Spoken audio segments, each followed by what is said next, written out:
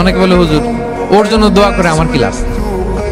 নিজের জন্য, আল্লাহ আমারে মাফ করে দাও, আল্লাহ আমারে সমৃদ্ধি দাও, আল্লাহ আমার বেতন বাড়াও, আল্লাহ আমার ব্যবসায় বরকত দাও, আল্লাহ আমার ছেলেরা হাফেজ বানাও, আল্লাহ আমার বউ, আল্লাহ আমার মেয়ে, আল্লাহ আমার আমার আমার সব আমার ভালো আপনি চাচ্ছেন নিজের জন্য, অন্যদের জন্যও চান। আল্লাহ আমার সব ভাইদেরকে মাফ করো, আল্লাহ আল্লাহ আমার গোটা মুসলিম উম্মাকে তুমি বরকত দাও, কল্যাণ দাও, নেতৃত্বে আসার তৌফিক দাও, আল্লাহ সবাইকে সুস্বাস্থ্য দাও। এটা ফিরে আপনার দিকে আসবে।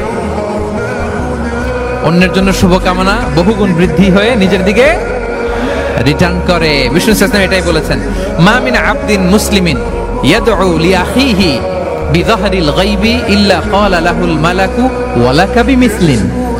কেউ যদি তার ভাইয়ের অনুপস্থিতিতে তার ভাইয়ের জন্য দোয়া করে, ফেরেশতারা ওই দোয়াটা তার জন্য আগে আগে করে।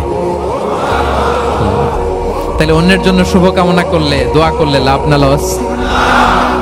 ধরেন আমি মোশাররফ ভাইয়ের জন্য দোয়া করলাম যে আল্লাহ মোশাররফ ভাইকে তুমি সুস্থ করে দাও, তখন ফেরেশতারা বলে আল্লাহ যিনি দোয়া করতেছে তার যদি কোনো রোগ বালাই থাকে আগে তারে সুস্থ করে দাও।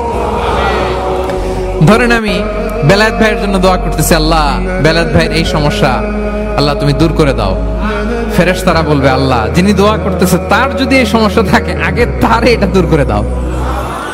ধরেন আমি দোয়া করলাম আল্লাহ আমার এই ভাই, আল্লাহ সে গরিব,